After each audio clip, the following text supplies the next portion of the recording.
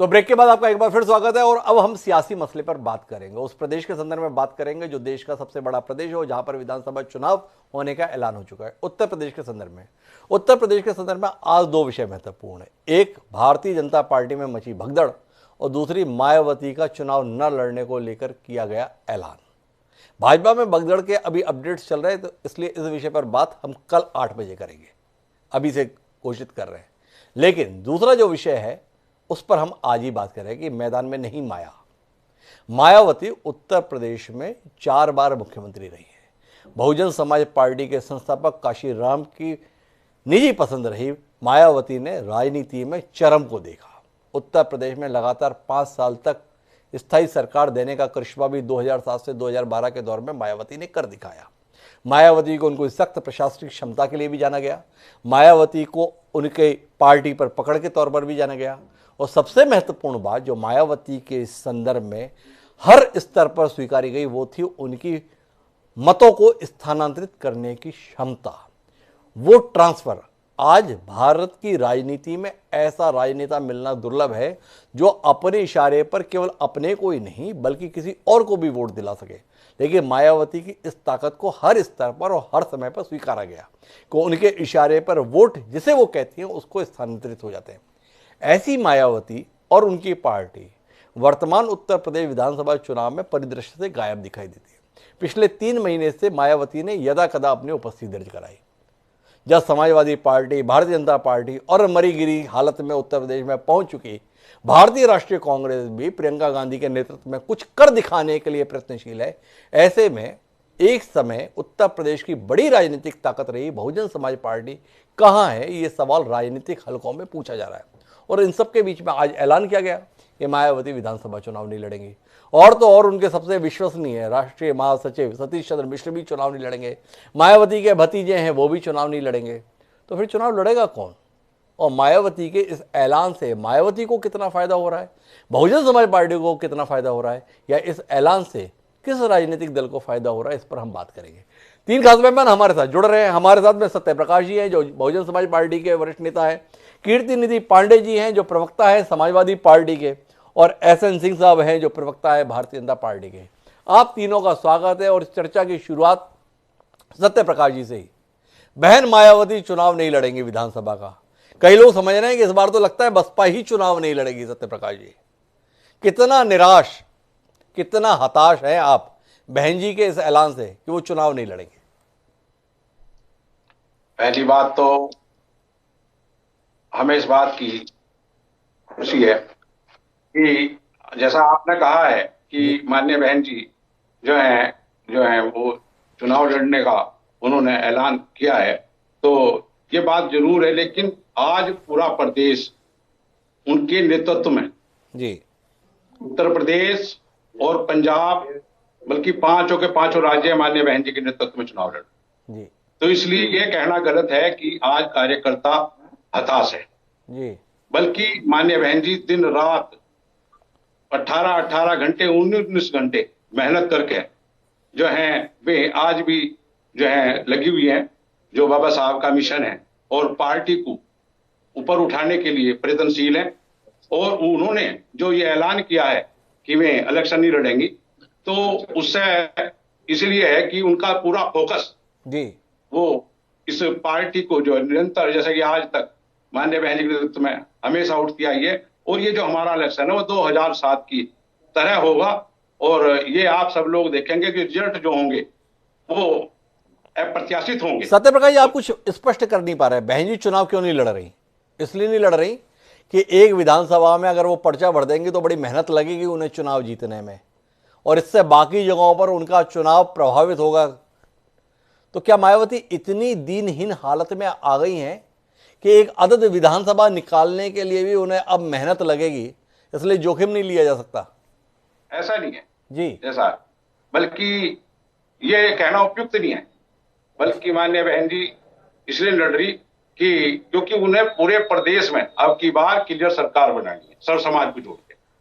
अरे एक बात बताइए सत्यप्रकाश जी, एक नरेंद्र मोदी हैं, गुजरात से ताल्लुक रखते थे, देश में अपनी पार्टी की सरकार बनाना चाहते थे, उत्तर प्रदेश सबसे बड़ा प्रदेश है, तो चल के बनारस आए कि एक संदेश जाए कि मैं इस बड़े प्रदेश का नेतृत्व करने के लिए तैयार हूं। बनारस से आके वो लोकसभा लड़ते हैं, खुद भी चुनाव जीतते हैं, प्रचंड बहुमत से चुनाव जीतते हैं, उनकी पार्टी भी चुनाव जीतती है, प्रचंड बहुमत से चुनाव जीतती है। मायावती क्यों डर गई? क्या भय है जो मायावती एक विधानसभा सीट जीतने के संदर्भ में हौसला नहीं कर पाई? समझ नहीं पा रहे हम। थोड़ा आप समझाएं ना अपने नेता के इस फैसले को। नहीं नहीं, ऐसा नहीं है। माननीय बहन जी ने यहाँ से सहारनपुर से चुनाव लड़ा है और जीती भी है, और आपका अंबेडकर नगर से भी उन्होंने चुनाव जीती है बहन जी, अकबरपुर सुरक्षित विधानसभा से।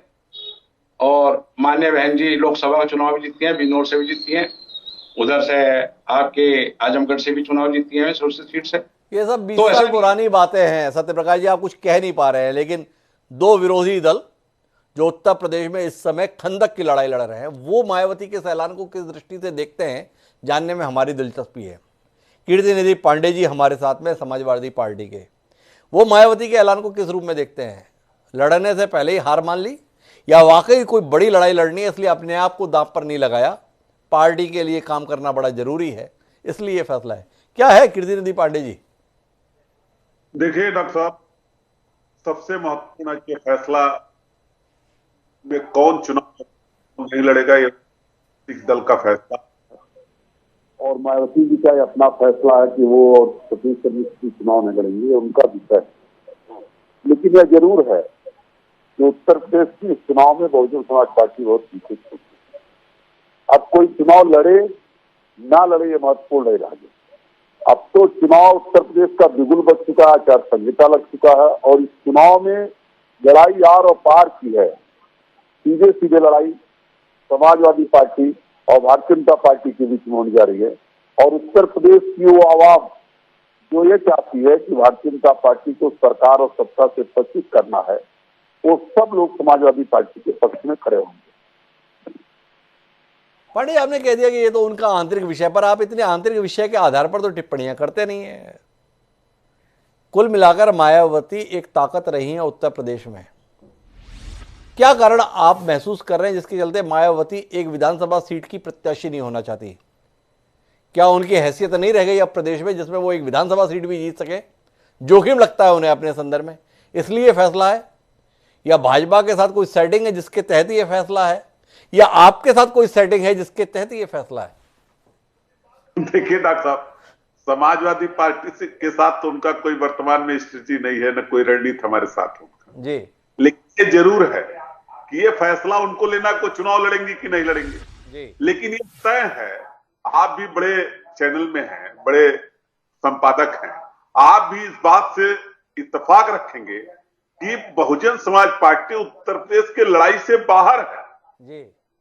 और एक बात मैं कह सकता हूं कि कहीं न कहीं इंटरनल पैक्ट हो सकता है कि भारतीय जनता पार्टी के साथ भी हो, क्योंकि उनका लक्ष्य कभी कभी उनके बयान जो आते हैं अखबारों में, जो चैनलों पे आते हैं, वो कभी कभी इस तरीके के आते हैं कि उनको अखिलेश यादव समाजवादी पार्टी को हराना। जब हम सत्ता में नहीं है तो अगर हमको हराने की कोई बात करे, और कई बार तो उन्होंने यहां तक कहा कि हम भारतीय जनता पार्टी को मदद कर देंगे। एमएलसी के चुनाव में कई बार उनके बयान आए हैं। तो ये सब चीजें उत्तर प्रदेश पांडे जी को भी लग रहा है भाजपा के साथ इंटरनल कोई सेटिंग हो सकती है जिसके तहत ऐसा हो। तो एसएन सिंह जी से ही पूछ लेते हैं, क्या मायावती के भरोसे पर उत्तर प्रदेश में वापसी की राह देख रहे हैं आप?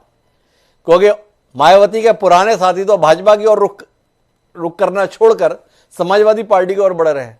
क्या है यह मायावती का ऐलान और इससे आपको कितना फायदा होने जा रहा है सिंह साहब? देखिए डॉक्टर साहब, सवाल बहुत ही जेन्युइन है आपका जी। लेकिन बहुजन समाजवादी पार्टी जब समाजवादी पार्टी के साथ मिलकर चुनाव लड़ी जी, तो बहुजन समाजवादी पार्टी के जो वोटर थे उनको बहुत बुरा लगा जी। क्योंकि समाजवादी पार्टी के सरकार में सबसे ज्यादा दलितों पे अत्याचार होता है जी। उनको लगा कि अरे ऐसे आदमी के साथ बहन जी जा रही हैं जिनकी सरकार में हमारे ऊपर अत्याचार होता है। तो उन लोगों ने धीरे धीरे उनको अपना नेता मानना बंद कर दिया। अब बहन जी को जब लगा कि मैंने कोई फसल बोई ही नहीं, 5 साल से मैं जनता के बीच में गई ही नहीं, तो अगर अब दूसरे की फसल काटने जाऊंगा तो वो हो नहीं पाए जी। इसलिए उन्होंने भय बस चुनाव नहीं लड़ना चाह रही। और समाजवादी पार्टी की हालत देखिए, आपने इनसे बहुजन समाजवादी पार्टी की बात पूछे और ये भारतीय जनता पार्टी की बात करने लगे। ऐसी बयार उत्तर प्रदेश में बह रही है सुगंधित की स्वप्न में भी भारतीय जनता पार्टी, राम और कृष्ण समाजवादी पार्टी के आ रहे हैं। जी आप देखिए जो बहुजन समाजवादी पार्टी का हाल हुआ, प्रायः उन सभी पार्टियों का होगा। आप भारत में ही नहीं, दुनिया के सभी देशों में देखेंगे जी जो ऐसी पार्टियां जो केवल एक धर्म की राजनीति करती है, एक क्षेत्र की राजनीति करती है और एक दो जातियों की राजनीति करते हुए केवल परिवार की राजनीति करती हैं, धीरे धीरे जब जनता उनके बारे में जान जाती है जी तो वो कुछ भी जाके कहते हैं वो नहीं मानते। आप देखेंगे समाजवादी पार्टी में जी हमेशा से मुलायम सिंह यादव जी मुख्यमंत्री रहे और राजतंत्र की तरह और उस पे अखिलेश यादव जी मुख्यमंत्री रहेंगे। जी उनकी विरासत में उनके पुत्र रहेंगे। बाकी उत्तर प्रदेश की जनता केवल डमरू बजाने के लिए उनके साथ रहेगी। जी तो धीरे धीरे पढ़े लिखे लोग आ रहे हैं, जाति धर्म से ऊपर हैं, विकास की राजनीति को प्राथमिकता दे रहे हैं। भारतीय जनता पार्टी ने जिस तरह से 5 साल में विकासवादी कार्य किए हैं, जो सभी के लिए कार्य किए, आज दलितों को भी लगा। सिंह साहब, मैं थोड़ा भ्रमित नहीं होना चाहता विषय के संदर्भ में और आपको भी अनुरोध करना चाहता हूं कि भ्रमित न हो। भाजपा ने क्या किया इसका फैसला तो आने वाले समय में 10 मार्च को पता चलेगा ही, उस पर भी हम बात करते रहेंगे समय समय। अभी तो बसपा सुप्रीमो मायावती का स्वयं चुनाव लड़ने से इनकार, ये हमारा आज का विषय है। क्या सिंह साहब इस पर कोई दृष्टि हमारे साथ साझा करेंगे कि मायावती ने यह फैसला कि वो एक अदद विधानसभा सीट भी जीतने की हैसियत में नहीं बची इसलिए लिया, पहला सवाल। और दूसरा, मायावती का मैदान में न होने से बसपा को फायदा होगा या नुकसान होगा, यह दूसरा सवाल। और तीसरा सवाल, मायावती का यह फैसला भाजपा की संभावनाओं को किस रूप में प्रभावित करेगा, यह तीसरा सवाल। इन तीन पर आपका कोई स्पष्ट विचार हमारे साथ साझा करने की स्थिति है? मायावती जी एक राजनीतिक पार्टी की मुखिया हैं जी और वे उनका स्वतः फैसला है कि वो किन नीतियों के तहत काम कर रही हैं। पहले सवाल का जवाब। जी दूसरा जो सवाल था कि बहुजन समाजवादी पार्टी को फायदा होगा कि नहीं, तो बहुजन समाजवादी पार्टी के जो वोटर हैं वो भारतीय जनता पार्टी को के वोटर हैं, वो भारतीय जनता पार्टी को अपना वोट देंगे। मुझे नहीं लगता है कि बहुजन समाजवादी पार्टी को उसका कोई फायदा होने वाला है या किसी अन्य पार्टी को फायदा होने वाला है। तीसरी बात आपने जो कहा भारतीय जनता पार्टी के बारे में, तो भारतीय जनता पार्टी जिन पार्टियों के साथ गठबंधन की है वह स्पष्ट है, प्रदेश की जनता उसको जान रही है, हम सबके सामने रख के कर रहे हैं। हम कोई इस तरह की का गठबंधन नहीं करते हैं जो सामने कुछ और हो पीठ पीछे कुछ और। हम जनता के लिए काम करते हैं, जनता के लिए जवाबदेह हैं और हम परिवार की पार्टी नहीं है, हम किसी एक जाति धर्म विशेष की पार्टी नहीं है। डॉक्टर तो सब कुछ पारदर्शी तरीके से करती है भारतीय जनता पार्टी। लेकिन सत्य प्रकाश जी के पास मुझे वापस जाना है। और सत्य प्रकाश जी, आप पूरे पैनल की प्रतिक्रिया देख रहे हैं। मायावती जी का ये ऐलान उन्हें एक डरा हुआ, एक सहमा हुआ राजनीतिज्ञ के तौर पर प्रस्तुत कर रहा है। आप स्वयं भी बता नहीं पा रहे हैं कि आखिर इस फैसले से उन्होंने अपने कार्यकर्ताओं को और आम जनता को क्या संदेश दिया। क्या बतौर समर्पित कार्यकर्ता आप आग्रह नहीं करना चाहेंगे बहन जी से कि बहन जी आप चुनाव लड़िए, आपको केवल पर्चा भरना है, चुनाव तो कार्यकर्ता लड़ लेंगे और जिता भी देंगे। तो इसलिए संभावनाएं प्रभावित होने की बात क्या है? या आपको लगता है कि अब मायावती जी में वो दम नहीं बचा, गली गली घूमना पड़ेगा तो ही चुनाव निकलेगा एक विधानसभा सीट का? है क्या मामला? नहीं, ऐसा नहीं जी। पहली बात यह है कि मान्य काशीराम जी कहा करते थे, जिस समाज की गैर राजनीतिक जड़ें मजबूत नहीं होती जी वो राजनीतिक रूप से कभी मजबूत नहीं हो सकता। जी तो मैं आपको स्पष्ट बता दूं कि अभी अभी हमारे जो ये साथी डिबेट कर रहे थे, जी कहने लगे कि बहुजन समाज पार्टी का जो वोट बैंक है, जी कोई बीजेपी को बता रहा, कोई समाजवादी पार्टी को बता रहा। तो मैं आपको बता दूं, इनके पास अपना वोट बैंक नहीं, आधार नहीं है। जी बहुजन समाज पार्टी का अपना 21% वोट है। पहली बात तो ये है, और ये वोट ट्रांसफरेबल वोट नहीं है। सत्य प्रकाश जी, 2 मिनट रोकना चाहूंगा आपको विनम्रता पूर्वक। 21% वोट बैंक है आपका और 403 सदस्य विधानसभा सीट में 217 के चुनाव में कुल 19 सीटें हैं। उत्तर प्रदेश की आबादी का जितना आप अपना वोट बैंक बता रहे हैं ना, उतनी सीटें नहीं है आपकी। कहां गया आपका वोट बैंक? मेरी बात सुनिए, 1,96,00,000 वोट पिछली बार में हमें मिला जी और जो ट्रांसफर वोट बैंक हुआ वो समाजवादी पार्टी का वोट बैंक ट्रांसफर हुआ बीजेपी को, जी लेकिन बीएसपी का वोट परसेंटेज हमारा हर बार बढ़ा है। जी हम जहां से चले हैं हमेशा आगे बढ़े हैं। जी पहली बात तो ये है कि हमारी पार्टी जातिवादी नहीं बल्कि सर्वजन समाज की पार्टी है। जी इसमें दलित, पिछड़े, अल्पसंख्यक और सर्वजन समाज के वे सभी लोग जो बाबा साहब की आइडियोलॉजी के अनुरूप स्वतंत्रता बंधुत्व के आधार पर सरकार चलाना चाहते हैं, हमने सबका सहयोग किया है। जी जब समाजवादी पार्टी के साथ पैक्ट किया तो हमने भरपूर ईमानदारी से इन्हें भी वोट दिया, लेकिन इन्होंने क्या किया, इन्होंने हमें वोट नहीं दे पाई। वरना तो जब भी सरकार जो है गठबंधन की बनती उसी समय 55 सीट हमारी आसपास की होती, लेकिन इन्होंने नहीं दिया। और जहां तक इसकी बात है बहन जी की, आपने कहा कि बहन जी हताश है, बहन जी हताश बिल्कुल नहीं है। जी बहन जी का जो कार्य करता है, क्योंकि काशीराम जी कहा करते थे कि चूहे बनो, हम अपना काम जो बहुजन समाज पार्टी का वोट बैंक है या जो बहुजन समाज पार्टी के कार्यकर्ता हैं, वे अपना काम ईमानदारी से, निष्ठा से जी वे करते हैं।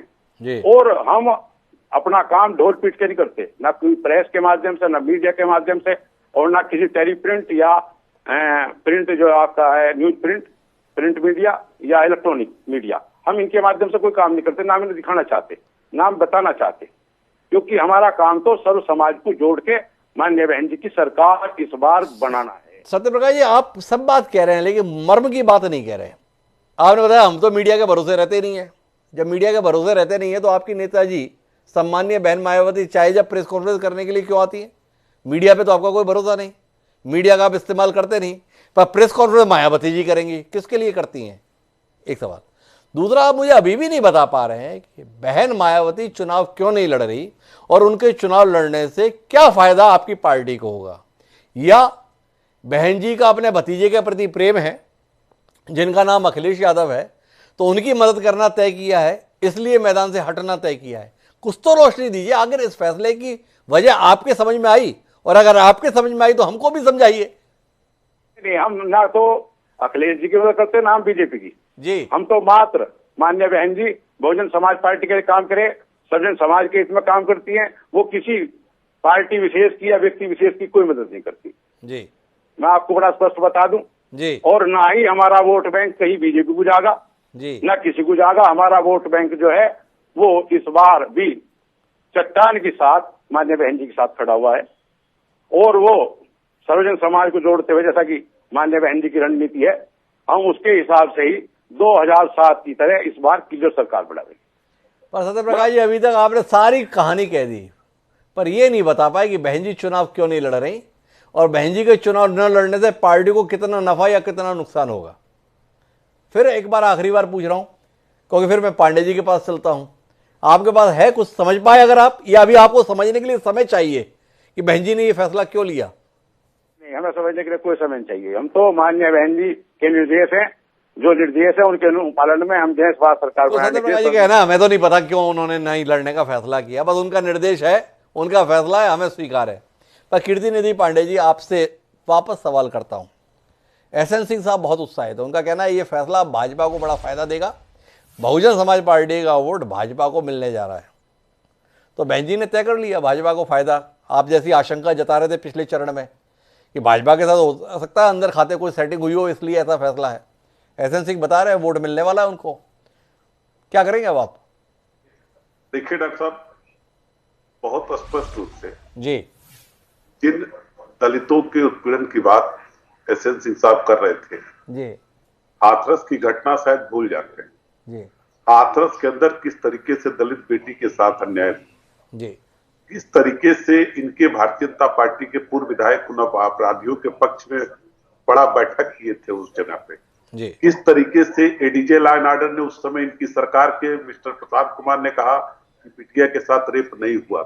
जी, ये सब तमाम बयानबाजी के बाद, और जब विपक्ष उस लड़ाई को लड़ रहा था और सीबीआई ने वही कहा जो विपक्ष कह रहा था, किस तरीके से उस बिटिया को केरोसिन डाल करके जला दिया गया बिना परिवार की मौजूदगी। जी, इनकी सरकार में जितना दलितों के साथ अन्याय और अत्याचार हुआ, जी उसके कई उदाहरण हैं।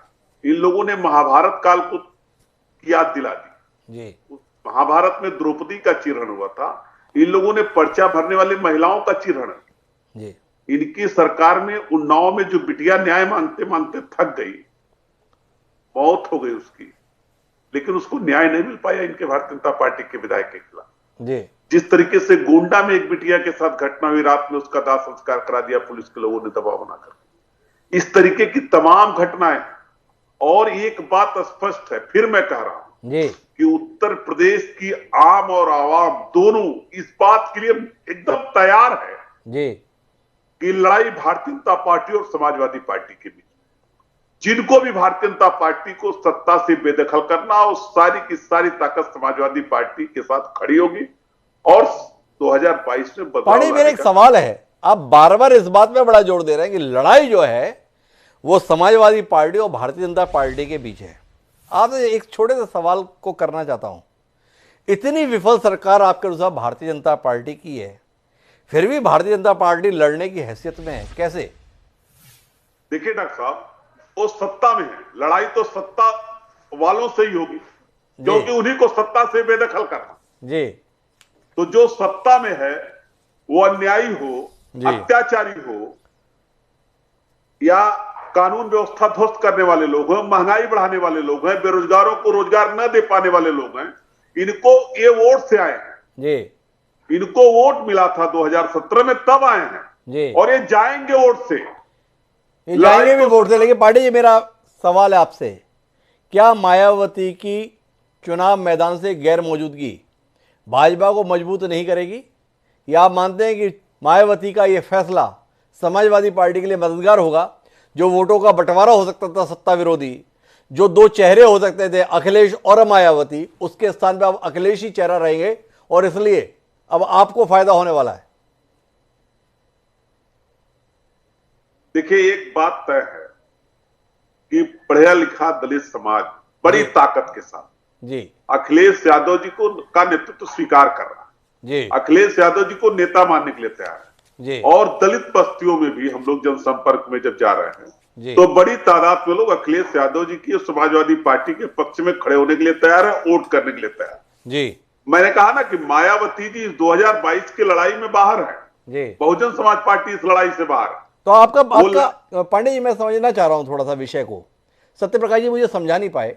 आप बता रहे हैं कि दलित बस्तियों में अखिलेश जी जा रहे हैं और लोग अखिलेश जी के समर्थन में आ रहे हैं, तो क्या अखिलेश यादव को जैसा जन समर्थन दलित समुदाय में मिल रहा है, उससे डर के मायावती जी ने मैदान में ना आने का फैसला किया है? आपने इतना डरा दिया बहन मायावती को कि उनकी हिम्मत नहीं पड़ रही अब चुनाव लड़ने की। समाजवादी पार्टी को ऐसा जबरदस्त समर्थन है दलित समाज का कि मायावती जी को मुश्किल लग रहा है अपने लिए। मैंने कहा ना डॉक्टर साहब कि ये फैसला उनका है, चुनाव लड़े ना लड़े, ये फैसला मायावती जी को स्वयं लेना है, चुनाव लड़ेंगे कि नहीं लड़ेंगे। अरे फैसला तो लिया जा चुका, आप राजनीति में सक्रिय हैं, जिम्मेदार राजनीतिक दल के प्रवक्ता हैं, तमाम प्रतिद्वंदी राजनीतिक दल जो फैसला ले रहे हैं उस पर प्रतिक्रिया देना आपका दायित्व है। उनके इस फैसले को आप क्या मानते हैं? मैं कह रहा हूं दलित समाज का बड़ा तबका समाजवादी पार्टी के साथ है और मैं समाजवादी पार्टी की बात कर रहा हूं, अपनी बात करूंगा जी। मैं इस फैसले में नहीं पढ़ना चाहता कि मायावती चुनाव लड़ेंगी कि नहीं लड़ेंगी, उनके लड़ने से क्या फायदा क्या नुकसान, ये फैसला मायावती पांडे जी भी तय नहीं कर पा रहे कि मायावती के न लड़ने से हमें फायदा या नुकसान। मायावती के इस फैसले पर प्रतिक्रिया कहीं हमारे नुकसान का सबब तो नहीं हो जाएगा, इसलिए उससे बचना चाह रहे हैं। सत्यप्रकाश जी को हस्तक्षेप करने जा रहे थे, उनका हस्तक्षेप लेते हैं और फिर आखिरी बातचीत के लिए एसएन सिंह साहब के पास चलते हैं। जी सत्यप्रकाश जी, आप कुछ कहना चाह रहे थे? कह रहे कि शेड्यूल कास्ट जो है, जो दलित बस्ती में जा रहे हैं, इन्हें बहुत प्रचंड बहुमत मिल रहा, जबकि ऐसा कहीं नहीं है। जिस पढ़े लिखे समाज की बात करते हैं ये, तो आरक्षण के संबंध में जो इनकी भूमिका रही है प्रमोशन में, आरक्षण में जी, तो उससे जो है शेड्यूल कास्ट समाजवादी पार्टी से बहुत ज्यादा नाराज है जी, क्योंकि इनके एक एमपी थे जी बिजनौर से जी, हाँ, तो उन्होंने वो जो बिल था जो आरक्षण में प्रमोशन का, तो फाड़ दिया था जी। तो समाजवादी पार्टी को तो दलित समाज वोट दे ही नहीं सकता 1 लाख तक की।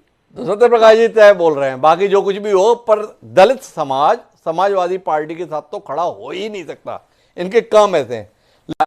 मायावती जी का ये फैसला स्वागत योग्य है, अभिनंदन करते हैं कि वो वैसे भी कोई बहुत बड़ी हैसियत में थी नहीं, अच्छा हुआ उन्होंने ये फैसला ले लिया, या उनका दौर राजनीति में समाप्त हो चुका है, घर पे ही आराम करें, भाजपा के लिए मैदान खाली करें, किस दृष्टि से देखेंगे आप? देखिए डॉक्टर साहब 10 सेकंड समय दीजिएगा, आपने कहा विषय के इतर मत जाइएगा, लेकिन सत्यप्रकाश जी ने साफ कहा कि हमने समाजवादी पार्टी को समर्थन दिया, हम समाजवादी पार्टी के साथ रहे, चुनाव लड़े, लेकिन वो हमारे साथ नहीं रहे। समाजवादी पार्टी ने हमेशा धोखा देने का काम किया। अब कीर्तिनिधि पांडे जी ने कहा एक बार, चीरहरण और द्रौपदी का चीरहरण का याद दिलाए कि किस तरह से समाजवादी पार्टी के लोग बहन जी के साथ जो दुर्व्यवहार किए उसकी घोर निंदा होनी चाहिए, पूरे समाज ने निंदा किया और बार बार निंदा होनी चाहिए। और यही कारण रहा कि बहुजन समाज के लोग जो हैं वो हमेशा से जो है समाजवादी पार्टी से दूर रहते, और भारतीय जनता पार्टी जो है जो विकास का काम करती है और सर्व समाज उसके साथ। अब आपने जो बहन जी की बात कही, तो बहन का यह स्वतः निर्णय है कि किन कारणों से वो चुनाव नहीं लड़ रही है, लेकिन राजनीतिक हैसियत से मैं यही कह सकता हूं कि अगर आप जनता के लिए कोई कार्य नहीं करेंगे और आप 5-10 साल से आप अपने घर में रहेंगे और जब चुनाव का समय आएगा तो आपको स्वतः लगने लगता है कि हम किन बातों को लेकर जनता के बीच में जाएं, क्योंकि अब तो जनता का समय है, जनता जनार्दन है, उसकी अदालत में जाने के लिए हमारे पास भी कोई आधार होना चाहिए। तो ना जन है ना आधार है। मुझे लग रहा है ये कारण उनको पता है, इन्हीं कारणों से वो जनता के बीच में नहीं आ रही है। और जितने दलित समाज, सर्व समाज के लोग हैं उत्तर प्रदेश के, वो आदरणीय मुख्यमंत्री योगी आदित्यनाथ जी के कार्यों से खुश है, और सब लोग भारतीय जनता पार्टी की प्रचंड बहुमत की सरकार बनाने के लिए अपना आशीर्वाद दें। तो सब लोग भारतीय जनता पार्टी की प्रचंड बहुमत से सरकार बनाने के लिए लालायित है। ये अलग बात है कि जिनके मतों से, अर्थात जिन विधायकों के मतों से सरकार बनानी है, वो विधायक छोड़कर भाजपा और योगी आदित्यनाथ को जा रहे हैं। क्यों जा रहे हैं, इस पर एहसान सिंह साहब शायद रात में विचार करें। लेकिन इतना तय है कि मायावती जी ने जो फैसला आज अपने संदर्भ में लिया है, उसके संदर्भ में अभी तक कोई सकारात्मक संदेश ना तो जनता के बीच ना ही अपने कार्यकर्ताओं के बीच वह पहुंचा सकी है।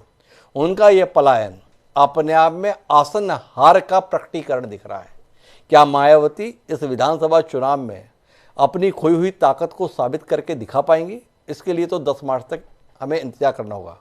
पर वर्तमान में तो यही लग रहा है कि बहुजन समाज पार्टी को कहीं ना कहीं अपनी खोती हुई जमीन का एहसास हुआ है, और मायावती का यह फैसला उसकी पुष्टि करता है। एक बड़ी ताकत का इस तरीके से प्रभाव अपने आप में काफ़ी दुखद है। सत्यप्रकाश जी अभी भी मायावती जी के फैसलों पर कोई सवाल उठाना नहीं चाहते, पर सवाल न उठाना क्या सत्य को बदल देगा, ये भी एक सवाल है। देखें 10 मार्च 2022 को क्या बहुजन समाज पार्टी अपनी उस खोई हुई ताकत को व्यक्त कर पाएगी जो अतीत में उत्तर प्रदेश की राजनीति में पहचान रही है। आप तीनों मेहमानों का बहुत बहुत धन्यवाद। आगे भी मौके आते रहेंगे क्योंकि चुनाव अभी काफ़ी लंबा चल रहा है, तो उत्तर प्रदेश हमारी चर्चा का विषय बनता ही रहेगा। जैसा हमने कहा कल हम भाजपा में मच रही भगदड़ पर बात करेंगे ही, तो अब मुझे दीजिए इजाज़त, लेकिन उससे पहले समय है आज के शेर का। तो हमारा आज का शेर जो है वो मायावती के संदर्भ में दी जा रही तमाम दलीलों पर ही केंद्रित है। कमाल का शेर हमें मिला है। हमारा शेर कहता है कि खुला है झूठ का बाजार, आओ सच बोले। खुला है झूठ का बाजार, आओ सच बोले। ना हो भला से खरीदार, आओ सच बोले। कतील शिपाही ने कमाल का शेर लिखा, लेकिन किसी राजनेता की हिम्मत हुई इस शेर पर अमल करने की? इसके संदर्भ में हमें इंतजार है। देखें कोई राजनेता हमें कब मिलता है जो इस झूठ के बाजार में भी सच बोलने का हौसला करता है। इंतजार में आप भी और इंतजार में हम भी, और इसी के साथ अब लेते हैं इजाजत। कल फिर मिलेंगे उत्तर प्रदेश के संदर्भ में ही बात करने के लिए और भाजपा में मच रही भगदड़ पर संवाद करने के लिए। तो तब तक के लिए सादा प्रणाम।